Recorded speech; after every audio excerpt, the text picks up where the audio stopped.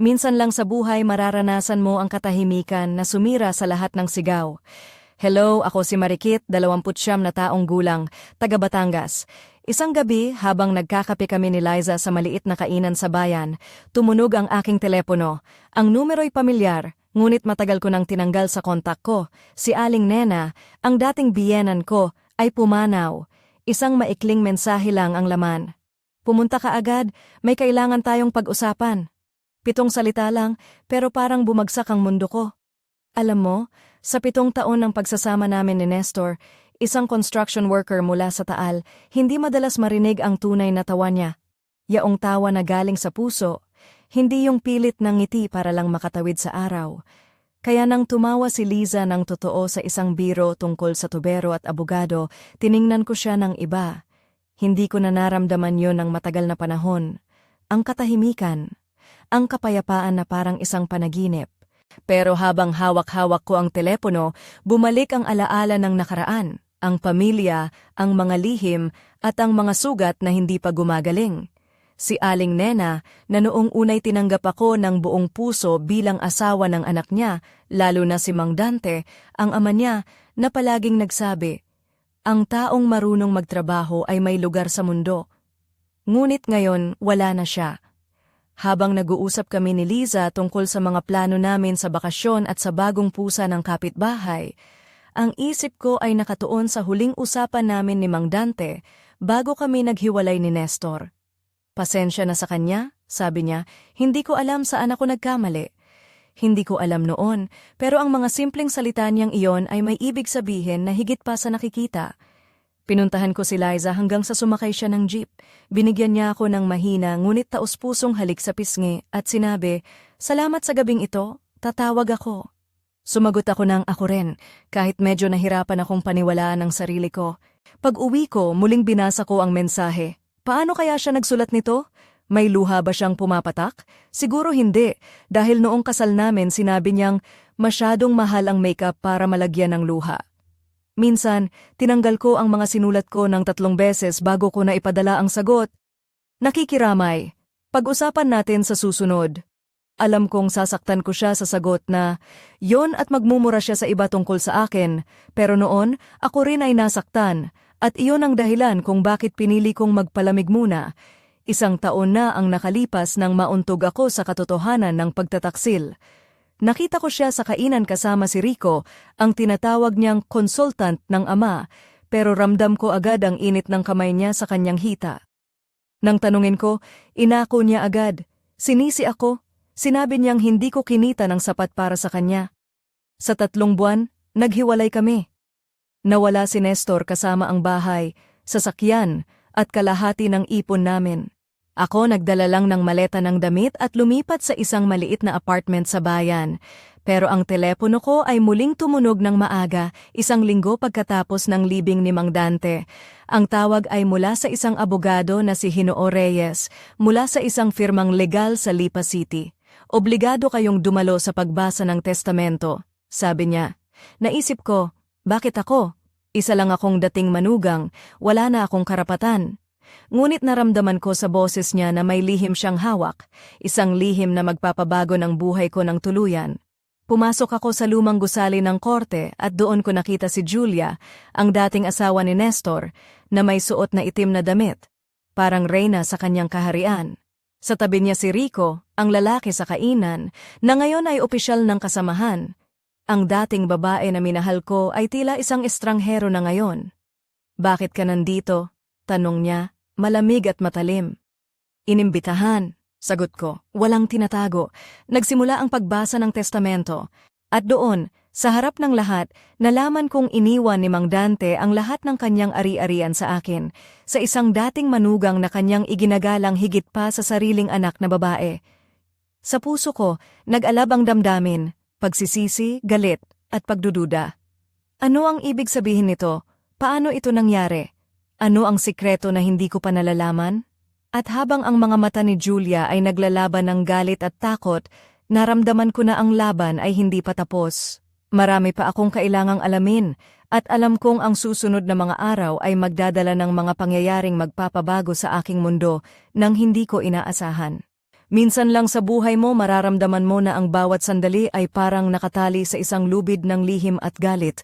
Ako si Marikit, 29 na taong gulang, isang simpleng babae mula sa bayan ng Lian, Batangas. Ilang sandali matapos ang pagbasa ng testamento ni Mang Dante, naglalakad ako pauwi kasama si Liza, ang kaibigan kong guro sa lokal na paaralan.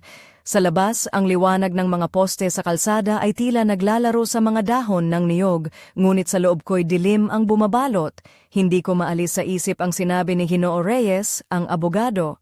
Tunay at legal ang testamento, walang kwestiyon. Ang madamdaming pahayag niya na tila isang palaso na tumusok sa puso ng lahat ng naroroon. Ngunit higit sa lahat ay ang mga titig ni Julia. Ang dati kong kabiyak na ngayon ay parang isang estranghero na walang pakialam sa akin o sa nangyari sa amin. Habang naglalakad kami ni Liza, sinubukan kong ipaliwanag ang mga nangyari. Hindi ko maintindihan, Liza, bakit ako? Bakit ako ang pinagkatiwalaan ni Mang Dante? Tanong ko sa kanya habang pinagmamasdan ang mga ilaw na tila nagiging mga anino sa aking mga mata. Liza, na nakasuot ng simpleng blouse at jeans, tumangulang at ngumiti ng bahagya. Marikit, alam kong mahirap ito, pero baka may dahilan si Mang Dante na hindi mo pa nakikita. Ang pamilya, lalo na ang mga ganito, minsan puno ng mga lihim na kailangang matuklasan.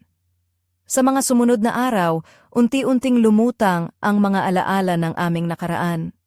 Naalala ko ang mga simpleng gabing pinagsaluhan namin ni Mang Dante sa kanilang lumang bahay sa bayan habang kami ni Nestor ay nag-aayos ng mga gamit. Pinag-aralan ko ang bawat salita mula sa abogado, bawat detalye ng testamento, at bawat pag-uusap namin ni Julia bago at pagkatapos ng aming paghihiwalay. Hindi madali para sa akin ang tanggapin na si Julia, ang babaeng minsang minahal ko, ay maaaring may kinalaman sa mga lihim na ito. Ngunit higit sa lahat, ang tanong na bumabagabag sa akin ay, ano ba talaga ang nangyari sa pamilya namin? Ano ang mga tinatago nila sa likod ng mga ngiti at mga kilos? Habang sinusubukan kong unawain ang mga pangyayaring ito, napagtanto ko na ang buhay ko ay hindi na magiging ganoon kadali. May mga puwersang mas malalakas sa akin, mga tao na handang gawin ang lahat para mapanatili ang kanilang mga lihim. At sa kabila ng lahat, naramdaman ko ang isang kakaibang kapayapaan, ang kapayapaan na dala ng katotohanan na unti-unti kong matutuklasan. Sa gitna ng lahat ng ito, si Liza pa rin ang aking sandigan. Sa bawat araw na lumilipas, sa bawat pag-ikot ng mundo sa aming maliit na bayan, siya ang aking kasama, ang aking tagapakinig, ang aking lakas. At sa kabila ng mga anino na gumagala sa likod ng mga ngiti, naniniwala ako na may liwanag na naghihintay sa dulo ng dilim na ito. Liwanag na magbibigay sigla sa bagong yugto ng aking buhay. Ngunit hindi ko alam, sa mga susunod na araw ang mga lihim na ito ay hahantong sa akin sa isang mas malalim na gulo, isa na maglalagay sa akin sa gitna ng isang laban na hindi ko inaasahan. Habang naglalakad kami ni Liza pauwi, naramdaman kong parang may isang matang palihim na sumusubaybay sa bawat hakbang ko. At sa puso ko, alam kong ito ay simula pa lamang ng isang kwento na hinding-hindi ko malilimutan. Sa buhay, minsan ang mga pangyayari ay parang alon sa dagat, dumarating ng walang babala, sumasalpok sa iyo at tinataboy ka sa ilalim ng tubig. Ako si Marikit, 29 na taong gulang, isang simpleng babae mula sa bayan ng Lian, Batangas. Pagkatapos ng mainit na usapan sa opisina ng abogado, hindi ko maiwasang balikan ang simula ng lahat ng ito, kung paano nagsimula ang aming pagkakahiwalay ni Nestor, at kung paano nag-iba ang lahat ng malaman ko ang lihim na itinago niya. Nestor, isang tipikal na Pilipinong construction worker, ay palaging may mga palatandaan ng pagod sa kanyang mga kamay, mga palikpik at sugat mula sa matagal na paggiling ng buhay. Ngunit sa likod ng kanyang mga kamay, may mga lihim na hindi ko lubos na naunawaan. Nang makita ko siya kasama si Julia sa isang restaurant sa bayan, ang hapdi ng pagtataksil ay parang apoy na sumunog sa puso ko. Si Julia naman, ang dating asawa ko, ay isang babaeng may malareyna na tindig sa harap ng ibang tao. Palaging maayos ang kanyang buhok, nakaistilong damit, at may mga alahas na kumikislap sa kanyang leeg at mga daliri. Ngunit sa likod ng kanyang ganda, may tinatagong kadiliman na hindi ko noon naisip. Sa mga araw bago ang pagbasa ng testamento, natuklasan ko ang mga lihim na pinag-uusapan sa likod ng mga pinto, mga usapan tungkol sa pera, mga dokumentong peke, at mga plano para sirain ako. Ang sakit ay hindi lamang dahil sa pagtataksil, kundi dahil sa pakiramdam na niloko ako ng taong dapat ay pinakamalapit ko.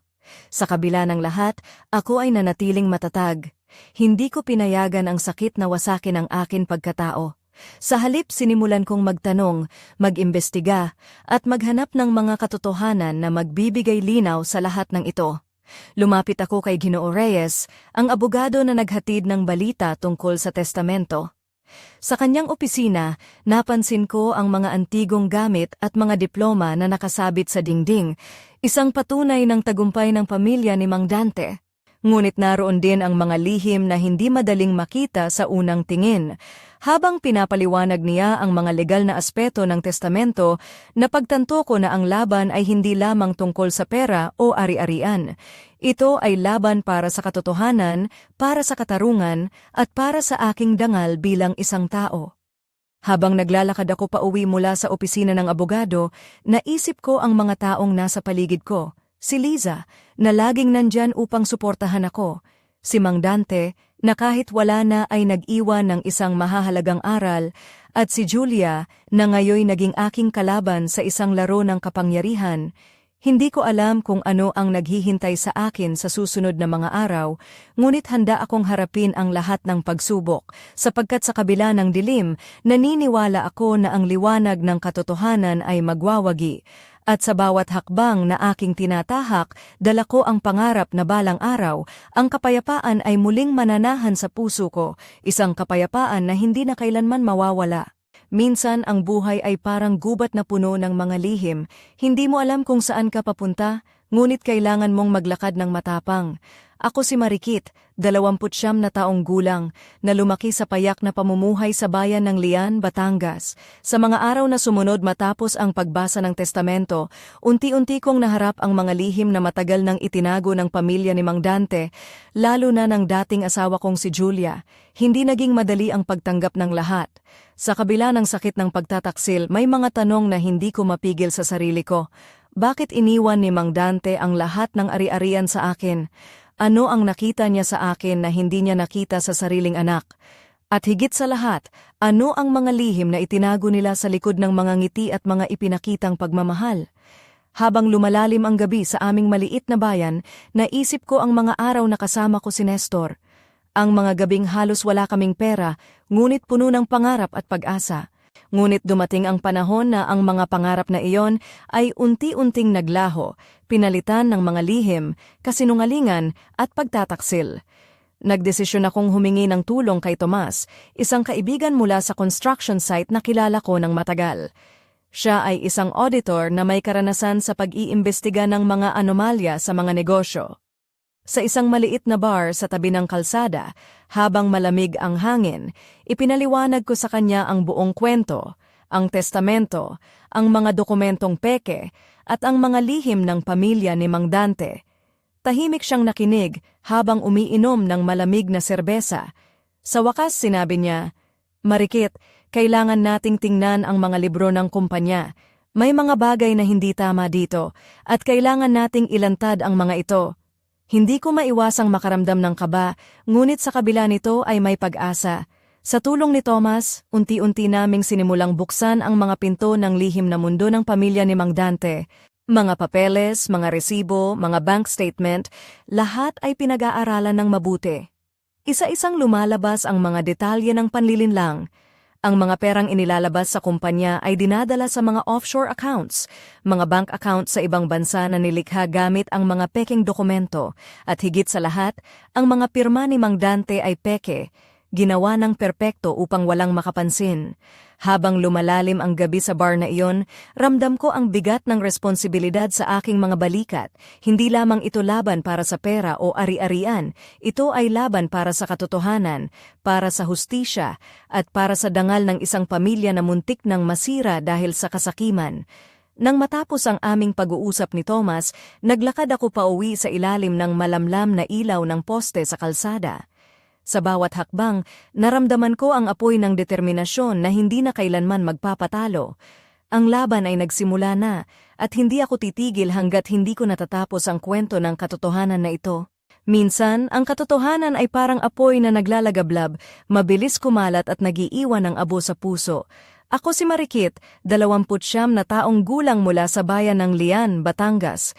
Sa gitna ng pag-iimbestiga namin ni Thomas sa mga dokumento ng kumpanya ni Mang Dante, unti-unti kong naramdaman ang bigat ng katotohanan na unti-unting sumisiklab sa paligid ko.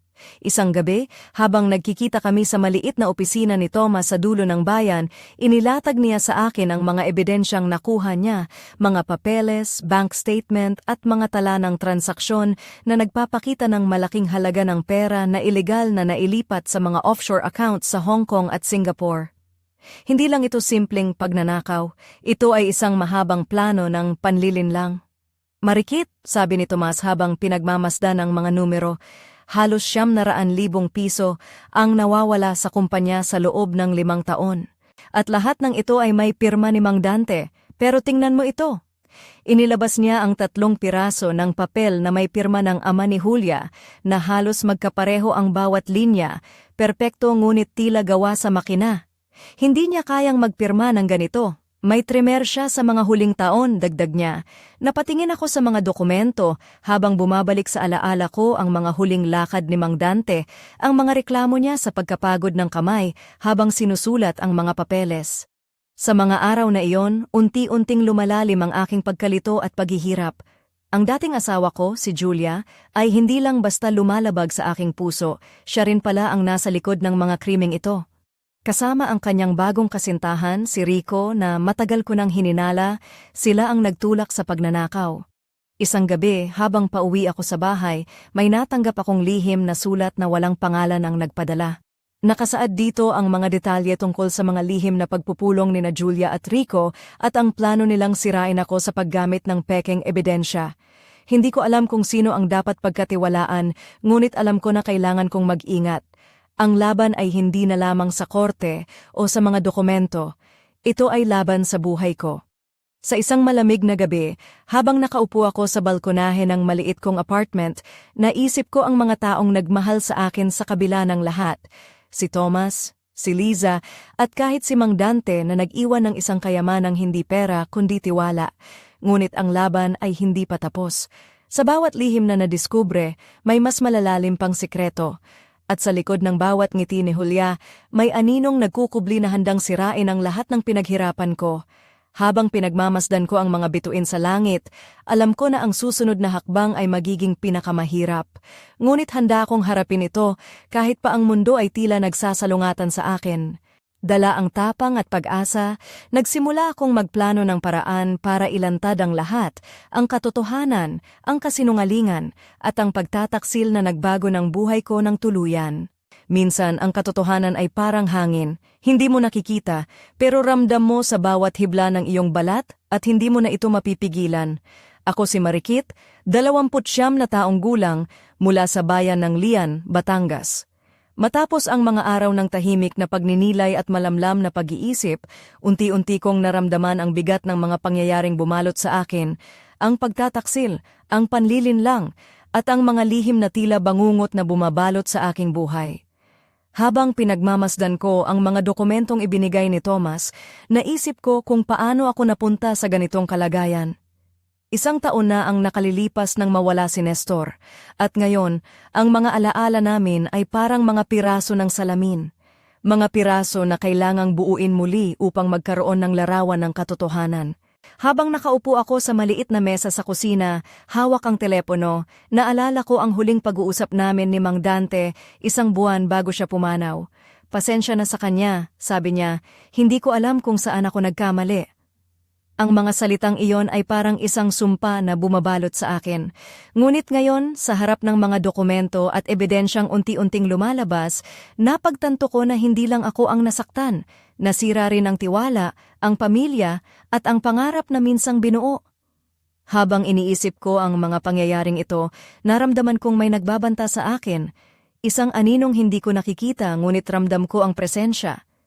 Ang mga lihim na ito ay hindi basta-basta matatapos ng walang laban. At nang muli kong buksan ang telepono, nakita ko ang isang mensahe mula kay Julia. Magkikita tayo. May sasabihin ako. 7 salita lamang, ngunit puno ng tensyon at pangamba. Hindi ko alam kung handa na akong harapin siya. Ngunit alam kong hindi ako makakatalikod. Sa likod ng bawat salita, may mga pahiwatig na kailangang unawain. Habang pinipilit kong magpakatatag, naisip ko ang sinabi ni Mang Dante, ang tao na nagtiwala sa akin ng higit pa sa iba. Ang laban ay hindi lamang para sa akin, kundi para sa lahat ng mga taong naniniwala sa katotohanan. At sa mga sandaling iyon, habang nakatayo ako sa gitna ng dilim ng aking kwarto, naramdaman kong ang susunod na hakbang ay magdadala sa akin sa isang landas na puno ng panganib, lihim at pag-asa. Hindi ko pa alam kung saan ako dadalhin ng landas na ito, ngunit handa na akong harapin ang lahat, sapagkat ang katotohanan ay kailangang lumabas kahit pa ito ay magdulot ng unos sa aking buhay. Minsan ang buhay ay biglang mag-iba sa isang iglap, parang kidlat na walang babala at walang handa sa bagyong paparating. Ako si Marikit, 29 na taong gulang mula sa bayan ng Lian, Batangas. Hindi ko inaasahan na ang mensaheng iyon mula kay Julia ang magiging simula ng isang gulo na hinding-hindi ko malilimutan. Nagkita kami sa isang maliit na kapehan sa bayan, isang lugar na puno ng mga taong abala sa kani-kanilang buhay, hindi nag-aakala na sa isang sulok nito ay nagaganap ang isang laban na may bigat ng nakaraan at hinaharap. Si Julia, nakaitim na damit, buhok ay maayos na nakaayos sa isang elegante at sopistikadong estilo. Ang mga alahas sa kanyang mga daliri kumikislap sa ilaw ng araw na dumadaan sa mga bintana. Ang kanyang ngiti, bagamat mapanlin lang, ay may bahid ng lamig na hindi ko matanggap. Habang magkatabi kami sa maliit na lamesa, ang amoy ng kape at tinapay ay tila nagiging backdrop lamang sa tensyon na unti-unting lumalalim sa pagitan namin. Marikit, panimula niya, boses na malamig at kontrolado. Alam kong malayo na tayo sa dati, pero kailangan nating pag-usapan ang testamento. Hindi ito ang gusto ng tatay ko, at hindi ko papayagan na sirain mo ang aming pamilya. Napailing ako. Ano ba talaga ang gusto mong mangyari, Julia? Paano mo maipapaliwanag ang mga dokumento na nakuha ko? Ang mga pirma na peke? Ang mga perang ninakaw? Hindi siya agad sumagot. Sa halip, tumangulang siya ng bahagya at ngumiti, na para bang may lihim na plano na hindi ko pa alam. Hindi mo alam ang buong kwento, Marikit. May mga bagay na tinatago si Mang Dante sa iyo, at may mga tao rin na handang gawin ang lahat para protektahan ang kanilang interes. Pero hindi ako susuko, at hindi mo rin dapat ako balewalain. Habang nag-uusap kami, napansin ko ang tensyon sa kanyang mga mata. Isang halo ng galit, takot, at determinasyon. Ang babaeng dati kong minahal ay nagbago, naging isang reyna sa isang larong puno ng mga patibong at panlilinlang. Pagkatapos ng aming pag-uusap, habang naglalakad ako pauwi, ramdam ko na parang may mga matang sumusubaybay sa bawat galaw ko. Ang mga salita ni Julia ay parang babala, isang panibagong panganib na kailangan kong harapin. Hindi ko alam kung ano ang susunod niyang gagawin, ngunit alam kong kailangan kong maging handa. Ang laban ay hindi na lamang tungkol sa testamento o pera, kundi sa buhay at dangal ng mga taong mahal ko. At sa mga gabing tahimik sa Lian, habang nakatingin ako sa mga bituin, alam kong ang mga susunod na araw ay magdadala ng mga pangyayaring magpapabago sa takbo ng aking buhay ng tuluyan. Minsan ang buhay ay parang pelikula na puno ng mga twist. Hindi mo aakalain kung anong eksena ang susunod na lalabas. Ako si Marikit, 29 na taong gulang, mula sa bayan ng Lian, Batangas. Matapos ang harapang pag-uusap namin ni Julia sa kapehan, hindi ko maalis sa isip ang mga salitang bumulong sa akin ng malamig na hangin. Hindi mo alam ang buong kwento. Sa mga sumunod na araw, unti-unti kong naramdaman ang bigat ng mga lihim na unti-unting lumulutang mula sa ilalim ng ibabaw. Nagkaroon ako ng pagkakataong makausap si Mang Jun, ang matagal ng kaibigan ni Mang Dante at dating kasosyo sa negosyo. Sa bahay niya sa isang maliit na barangay sa Lian, habang pinagmamasdan namin ang mga lumang larawan at dokumento, naipaliwanag niya ang ilan sa mga bagay na hindi pa ako naiintindihan. Alam mo, Marikit, sabi ni Mang Jun habang iniikot ang tasa ng kape sa kanyang kamay, may mga bagay na hindi basta-basta nakikita ng mga mata. Alam ni Mang Dante ang mga lihim ng pamilya niya, lalo na ang tungkol kay Julia at Rico, kaya niya binago ang testamento sa huling sandali. Naramdaman ko ang pag-igting ng damdamin ko.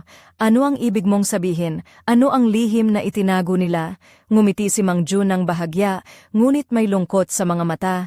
Hindi lahat ng tao ay tapat, anak, at sa dulo si Mang Dante ang nagdesisyon kung kanino niya ipagkakatiwala ang lahat. Sa mga araw na iyon, unti-unti kong naunawaan ang masalimuot na ugnayan ng pamilya ni Mang Dante. Ang pagtataksil ni Julia at Rico ay hindi lamang isang simpleng kwento ng pagnanakaw. Ito ay isang mahabang laro ng kapangyarihan, tiwala, at pagtataksil. Samantala, si Julia ay patuloy na nagpapakita ng kanyang lakas at determinasyon. Nakipag-ugnayan siya sa mga abogado at nagplano ng mga hakbang upang mapawalang saysay ang testamento. Ngunit ako, sa tulong ni Thomas at Mang Jun, ay naghahanda rin para sa isang laban na mas matindi pa kaysa sa inaasahan ko. Isang gabi, habang nag-iisa ako sa bahay, may tumawag sa akin mula sa isang hindi kilalang numero. Ang boses sa kabilang linya ay malamig, puno ng babala. "Marikit, itigil mo na ang paghuhukay. Hindi mo alam kung sino ang kalaban mo." Hindi ako natakot. Sa halip, ramdam ko ang apoy ng determinasyon na mas lalo pang naglalagablab sa puso ko. Alam ko na ang laban ay hindi madali, ngunit handa ako. Habang naglalakad ako sa madilim na kalsada ng Lian, naisip ko na ang buhay ko ay parang isang pelikula, at ako ang bida na kailangang labanan ang mga anino ng nakaraan upang makamit ang hustisya. Ang susunod na kabanata ay magsisimula sa isang matinding labanan na magpapabago sa takbo ng aking buhay at sa buhay ng lahat ng mga taong sangkot sa kwentong ito. Minsan, ang buhay ay parang apoy na sumisiklab ng biglaan, hindi mo alam kung paano ito lulugmok, pero ramdam mo ang init hanggang sa kaibuturan ng puso. Ako si Marikit, 29 na taong gulang, isang simpleng babae mula sa bayan ng Lian, Batangas.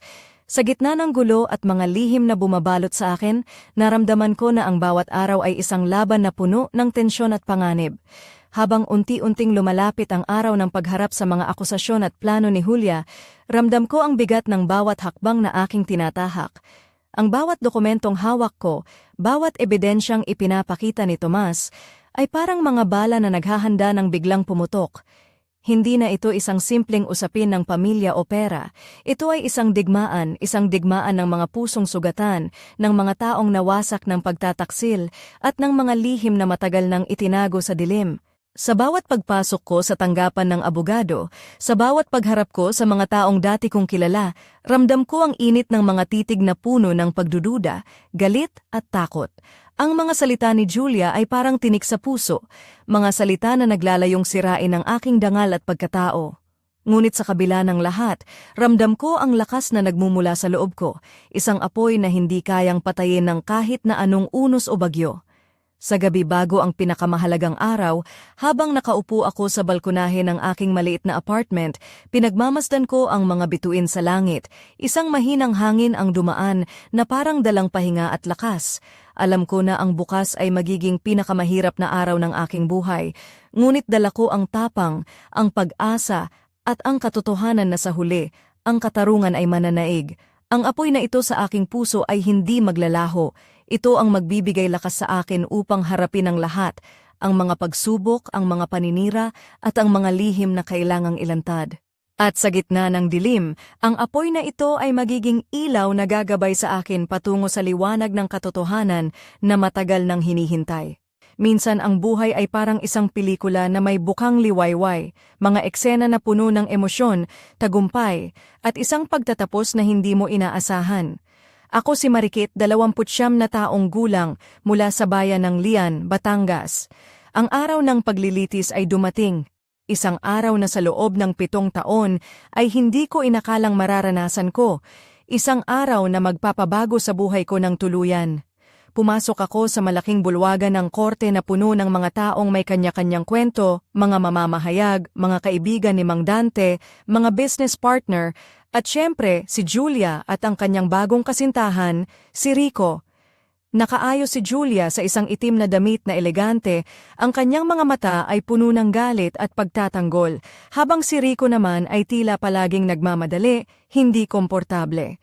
Tumayo ako sa harap ng hukom, ang puso ko ay mabilis ang tibok pero ang boses ko ay matatag.